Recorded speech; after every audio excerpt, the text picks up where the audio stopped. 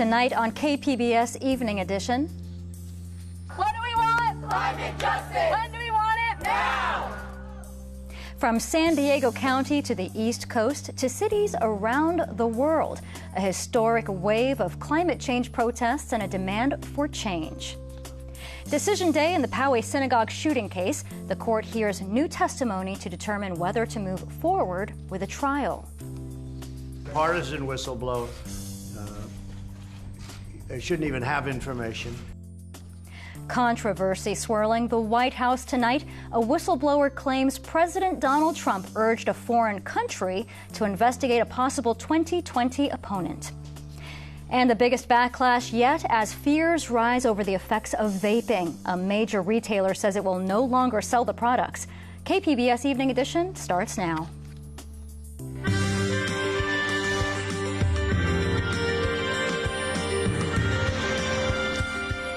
Good evening. It's Friday, September 20th. Thanks for joining us. I'm Maya Trabulsi. It has been a historic day of global climate change protests, and we'll have a complete coverage in a moment. But first, a major development involving the suspect accused of opening fire at a Poway synagogue. KPBS reporter Priya Sridhar now on the judge's ruling whether John Earnest will stand trial. A note, viewers may find some of the video alarming. 20-year-old John T. Earnest will face more than 100 charges for the murder of 60-year-old Lori Kay and attempted murder of 3 other people at the Chabad of Poway Synagogue on April 27th. Thursday and Friday, prosecutors provided testimony from several witnesses and showed video surveillance of the attack from the synagogue's security cameras. Several members from the synagogue's congregation attended the hearing. On Thursday, after the video from the security cameras were playing, the alleged gunman turned around and made the shaka sign, commonly known as hang loose, at the audience. Some members of the audience broke down as the courtroom heard audio from a 911 call made from a man who identified himself as John Earnest and took responsibility for the shooting. I'm just trying to defend my nation from the Jewish people. How old are you, John? 19. They're destroying our people. I'm trying to show them that we're not going to go down without a fight. In addition to law enforcement officers who responded to the scene and conducted the investigation, Judge Peter Detta also heard from 2 survivors of the shooting, including Almog Peretz, who spoke through a Hebrew translator. I saw his face and recognized his face quickly. And he was standing like this with his weapon. And for the record, the witness kind of used his left and right hands.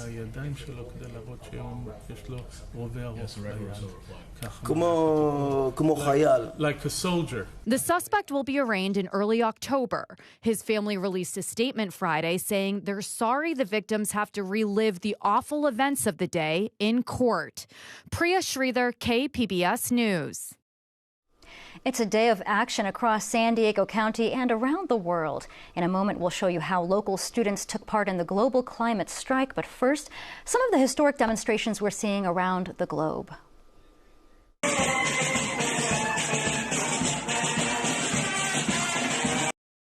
Now, that's a demonstration held in the African country of Tanzania. It shows how locations big and small are united in their message. Australia saw one of the biggest mass demonstrations in its history, with an estimated 300,000 taking part. Similar scenes played out across Asia, Europe, Africa, and South America. We're also seeing this in cities across the U.S. Tens of thousands took part in New York and Washington, where people demanded politicians do more to reduce emissions and prepare for the consequences of climate change. The United Nations will meet in New York next week with a major climate change summit on the agenda. All week, KPBS has been on San Diego's climate crisis. And tonight, we look at how these demonstrations played out locally. KPBS Metro reporter Andrew Bowen walked with students from San Diego High School as they rallied downtown. What do we want? Climate justice. When do we want it? Now! Students from San Diego High School marched from their campus in Balboa Park to City Hall. This was one of dozens of walkouts that took place in schools across the county. And it's something that surprisingly not many people are doing much about. 15-year-old Nina Tipton is one of the organizers. She says young people have the most at stake when it comes to a warming planet. I think it's important for us for my generation to be involved because we're going to see more impacts than previous generations, and we still haven't gotten the chance to put in our laws and our votes, so when we get to that point, we're prepared to do so. Once the students arrived at their rally, several came up to the microphone to give speeches. Many praised 16-year-old Swedish climate activist Greta Thunberg for inspiring a global movement of young people. Sophomore Aaliyah Castiglione says it's important to work for local change, too. I think that San Diego, as a city, needs to go carbon neutral, and we also need to be leaders as a coastal city in the protests for nationwide and global change. Castiglione says she hopes her peers stay engaged on climate change and register to vote as soon as they're able. Andrew Bowen, KPBS News. And KPBS has joined with media organizations across the world this week to focus on climate coverage, and that includes the voices of young people directly impacted by changing climate. Tonight we hear from 12-year-old Thaddeus Boudreau, who lives in Spring Valley, and the role his parents play in this issue.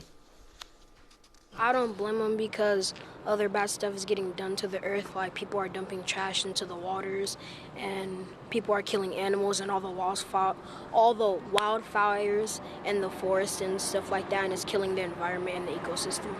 Sometimes people don't have the resources and stuff like other people do, and so maybe that's what they have to do to survive or like stay breathing. This was a special week of coverage, but KPBS will continue to bring you stories on climate change and its impact on San Diego. You can find all of our stories from the KPBS Climate Change Desk at kpbs.org. And we have more tonight, including a look at how climate is driving mass migration. KPBS reporter Max Rivlin-Nadler has more on the connection and its impact on politics at the border. It's called the Dry Corridor, and it stretches from Central America across Guatemala to El Salvador, Nicaragua, and Honduras. That's where climate change has led to a collapse of local agriculture over the last decade. It's also where the majority of migrants at the U.S. southern border have come from. Todd Miller writes about and studies mass migration. He says the U.S. has known about the ties between climate change and migration for some time. What's interesting is how aware Department of Homeland Security was that climate change and environmental conditions were going to impact people and perhaps be a cause of migration. What you see in the DHS documents is that kind of narrative, like, for example, the droughts that people are experiencing in Central America. Well, you can see that they discuss the droughts in Central America and how they might impact people, and they might be coming north. And they say very clearly that they may have to prepare our borders for mass migrations. In response to climate change, Miller found that the U.S. has moved to, in effect, expand its border well beyond its territorial boundaries. Over the past several years, American security forces have worked with governments in Central and South America to deter migrants from heading north. In an era of climate change, however, Miller says it's going to be difficult to dissuade people from heading north without improving the underlying conditions in the countries around the equator that people are currently fleeing. Max Rivlin-Nadler, KPBS News. The American Civil Liberties Union and the Department of Justice were back in federal court today over the separation of families at the border. The ACLU claims the government violated a 2018 injunction that put a stop to family separations and has separated 1,000 more families since then. They believe that the government is using the criminal history of parents to justify their separation, even if the conduct was relatively minor. The government has now separated over 1,000 children, many just babies and toddlers, since the court told them to stop doing it last summer. The government's claim is that they had to separate because the parent was a danger to their child. What we've learned through the government's own records is they're separating for theft offenses, DUIs, the most minor crimes that would never suggest a parent is a danger to their child. We've asked the court to clarify the standard of when separations can occur and to say that just because a parent has a criminal conviction doesn't mean their child can be taken away from them. And the ACLU is hoping the judge will find that the family separated since the initial injunction must now be reunited with their children. 2 months after their initial arrest, a group of Camp Pendleton Marines are now formally charged in a human smuggling case. Today, the Marine Corps announced charges against 13 people. The alleged crimes include smuggling undocumented immigrants and drug offenses. 2 Marines, Lance Corporals Byron Law and David Salazar Quintero, are named in the release. The Marine Corps says none served in the ongoing border support mission. More U.S. troops will be sent to the Middle East. This afternoon, the Pentagon confirmed it will beef up its presence in Saudi Arabia and the United Arab Emirates. The added force will be used to enhance security in light of a drone attack on Saudi oil facilities. California and 22 other states are suing the Trump administration over emission standards for cars and trucks. The move comes one day after the administration issued a regulation to preempt California's authority.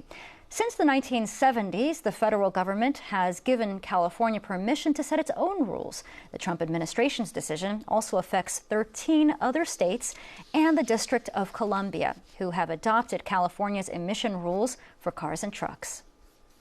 The Wall Street Journal is reporting that President Trump urged Ukraine's president to investigate Joe Biden's son multiple times. Sources tell the Journal Trump made the request about 8 times during a July phone call and told Ukraine to work with his personal lawyer, Rudy Giuliani, who has now admitted to asking for the investigation. Caitlin Collins has more. President Trump's second state visit overshadowed today. As he faced questions about a whistleblower's complaint, he made an alarming commitment to a foreign leader. It's just another political hack job.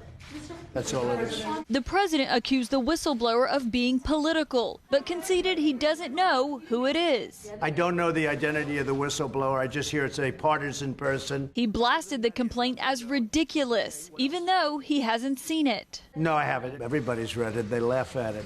And he maintained all his conversations have been above board. It was a totally appropriate conversation. But he said he's not sure which one the whistleblower is talking about. Well, figure it out. You're supposed to be the media. Figure it out. Asked if Congress will get to see the complaint, Trump waved away the question. There is nothing. It's nothing. While he downplayed the matter, the president didn't deny discussing Joe Biden with the Ukrainian leader. It doesn't matter what I discuss, but I will say this. Somebody ought to look into Joe Biden's statement. That's exactly what his attorney, Rudy Giuliani, was going to do before canceling a trip to Ukraine earlier this year after facing backlash. Giuliani wanted to discuss Biden's potential role in the government's dismissal of a prosecutor investigating his son. And in a rambling appearance on CNN Thursday night, Giuliani denied, then admitted seconds later he asked the Ukrainian government to investigate the family. No, actually I didn't. I asked the Ukraine to investigate the allegations that there was interference in the election of 2016 by the Ukrainians for the benefit of Hillary Clinton, for which there already is a court finding. You never asked anything about Hunter Biden. You never asked anything about Joe Biden. The only thing I asked about Joe Biden is to get to the bottom of how it was that Lutsenko, who was appointed, dismissed the case against Antak. So you did ask Ukraine to look into Joe Biden? Of course I did. You just said you didn't. The conversations Giuliani did have with Ukrainian officials, including the president's representative, are now under investigation by 3 different House committees who are demanding information, while some Republicans say it's overblown. I think there are people in the intelligence community and other parts of our government who just have it out for the president. And that was reporter Caitlin Collins, and she adds the report on Trump's request comes from the Wall Street Journal, run by conservative media mogul Rupert Murdoch. Warming rising and acidic seas threaten more than just million-dollar coastal homes. The California National Guard is widely deployed to battle wildfires, and climate migration is now a global challenge. A climate change special on tonight's KPBS Roundtable at 8:30. Walmart says it will stop selling e-cigarettes. The retail giant cites what it calls regulatory complexity and uncertainty around the products. The decision comes amid turmoil in the e-cigarette industry. Health officials are investigating 530 cases of a mysterious lung disease that has killed 8 people. Meantime, the Trump administration is readying a federal ban on flavored e-cigarettes, while cities and states are pursuing similar measures. Weeks after a deadly boat fire killed 34 people off the Channel Islands, one of the few survivors is suing the boat's owner. Senaray de los Santos reports on how the crew member says the boat was unsafe. This is a 10-page complaint filed by Conception crew member Ryan Sims. He's suing Truth Aquatics and Conception's owner, Glenn Fritzler, claiming the dive boat shouldn't have been operating. The lawsuit was filed last week. In it, Sims claims the Conception's owners were negligent and failed to properly train crew members. He also claims the company didn't provide adequate safety and medical equipment or provide safety rules. The lawsuit also says the boat wasn't properly inspected. NTSB investigators say 5 crew members were sleeping on the upper deck of the boat when the fire broke out early Labor Day morning. According to the lawsuit, Sims woke up to loud noises and realized the boat was on fire. The NTSB previously talked about Sims' experience based on interviews with all of the surviving crew members. He tried to get down a ladder. Flames had engulfed the ladder, and so the crew that was on the bridge had jumped down to the main deck, and one had broken their leg. They had went to the double doors of the galley to try to get in, to get to the passengers, but it was engulfed in flames at that time. The complaint says that Sims is the one who jumped from the top deck, breaking his leg in 3 places and injuring his back and neck. Ken Curtis, the owner of another dive company called Reef Seeker, says in an interview just after the fire, it was a tragedy that no one expected. He also commented on the existing safety features on dive boats. First of all, there is no way to lock people in the bunk room, even if you wanted to. There is an escape hatch at the back end of the bunk room, and the boat has firefighting equipment. And that was Senaray de los Santos reporting. Sims is seeking damages to cover medical costs. A woman from San Diego was among those who died in the fire. New unemployment numbers for California are out, and they show the rate held steady at a record low 4.1%. San Diego's is even lower. A state report for August shows San Diego County's unemployment rate dropped a couple of ticks to 3.4%. About 5,000 jobs were added to the region. Statewide, California has seen job growth for a record 114 consecutive months. The fight is over auto emissions will shake up the car industry. Gas prices see a spike, and SeaWorld is looking for a new CEO. KPBS reporter Eric Anderson and SDSU's Miro Kopik have this week's Friday Business Report. We're here with Miro Kopik, SDSU marketing strategist and the co-founder of Bottom Line Marketing. Let's start with a story that kind of touches on the big environmental story of the week, the decision by the federal government to revoke California's waiver for automobile emissions. How are the car companies taking this? I think the car companies are in wait-and-see mode. Four companies, including Ford, VW, Honda, and BMW, had voluntarily agreed to go with these higher standards set by the state of California that were very similar to the standards set by the Obama administration. The Trump administration is actually rolling back the standards, and they're claiming that auto manufacturers or consumers will actually see a $2,700 improvement in the price of a car by 2025. Those numbers are a little bit spurious because the EPA themselves and other independent organizations at best claimed about a $1,200 differential. And what the administration doesn't understand in this whole process is that car companies absolutely have to do this because the U.S. auto manufacturers have to be competitive internationally. Countries are setting much higher standards, and yes, we're selling more SUVs and trucks, which is why the push of some of the U.S. manufacturers is to slightly lower standards. They don't want this kind of low standards because it's going to help them lose car sales outside of the United States. But what isn't realized is that consumers are already spending a lot more because of the tariffs on steel and other car inputs on the price of a car. They're the administration believes that people are going to buy these cars. The fact of the matter is it's not. They've replaced these cars between 2013 and 2016. So consumers have new cars, and it's going to be an issue going forward. If we have lower fuel efficiency standards, we're going to be buying more gas over time, and the price of gas is kind of a concern now because of the Saudi oil field attack. What's going on there? Well, there was this past weekend, the two very large Saudi oil facilities were attacked. They represent about 6% of global oil output. This has caused an immediate spike in gas prices around the United States. In San Diego alone, almost 7 cents in one day, which is the biggest increase since 2015. The issue here is these oil shocks, over 60% of the cost of a gallon of gas, or 50%, is based on the price of oil. So if you have these external shocks, it really goes directly to affect the consumer. This can impact, depending on how high this may go, to about $18 to $20 additional cost per month for a family in filling up their car. So this could be one of those tipping points, and consumers need to be careful. Here in San Diego, we love our theme parks. SeaWorld has been struggling for some time, and they had some changes there. What's going on? Well, they replaced their CEO resigned after 7 months. They brought him in from Carnival Cruise Lines to kind of implement a brand new strategy. This is the third CEO they've had in 18 months. Incidentally, their chairman, their board chair, resigned in July. Their president of their San Antonio SeaWorld facility resigned last week. Some instability. So there's a lot of instability going on at the management level, but as far as performance, the park has been in a midst of a turnaround. They've seen increased attendance. They've shifted a little bit more to these kind of special rides. SeaWorld has finally put a little distance between themselves and Blackfish, and PETA hasn't been as aggressive in kind of putting this front and center to the consumers, which did affect attendance. So we're going to see what happens. The CFO is going to take over for the time being, and they'll get a new CEO soon. A little bit of uncertainty, definitely something worth watching. Yeah. I want to thank Mira Kopik from SDSU and Bottom Line Marketing. Thanks very much for joining us. Thanks, Eric.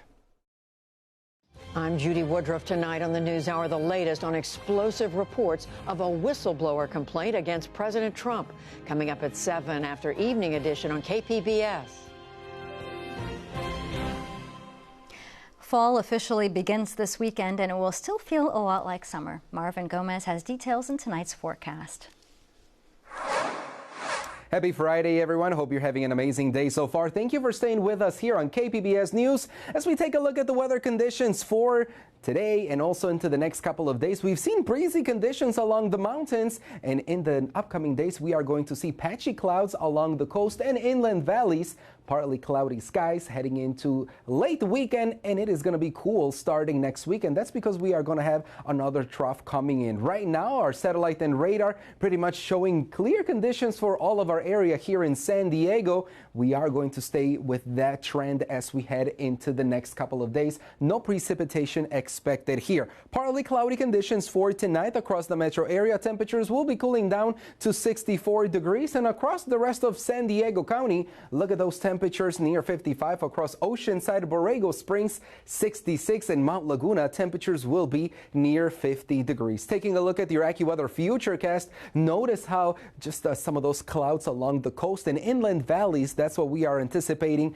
as we continue here into our Saturday and also for our Monday. Temperatures for tomorrow across San Diego County. Ramona reaching 90, 78 along San Diego here in the metro area. Chula Vista 78, and overall Mount Laguna in the low 70s as well, with partly sunny conditions. Along the coast, notice those temperatures. They are going to be warming up on Sunday, 85 for the high, and then somewhat of a cool down once again into early next week, and that's because we are going to see a trough moving in, bringing those windy conditions in the higher elevations, and also bringing somewhat cooler temperatures as well. 94 inland for our Sunday. Taking a look across the mountains, 74 with partly sunny conditions, and then we're dropping to the low 70s into Monday and Tuesday, and along the desert, 97 degrees for Saturday. We're going to be almost near 100 heading into our Sunday, and then Monday still in the mid to upper 90s. That is all on my end. Thanks for staying with us here on KPBS News. Back to you.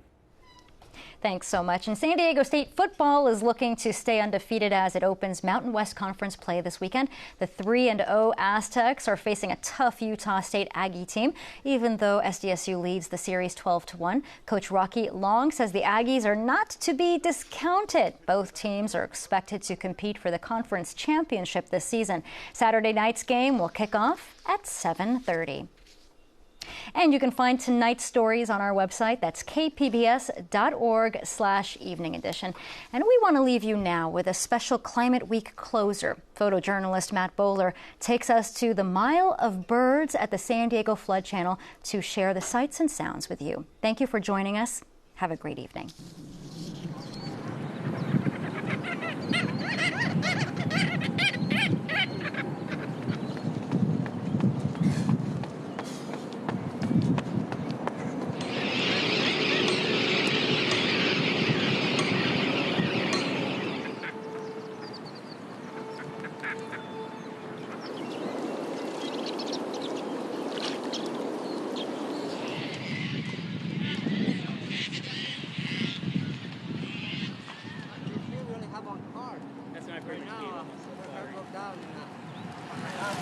Yeah.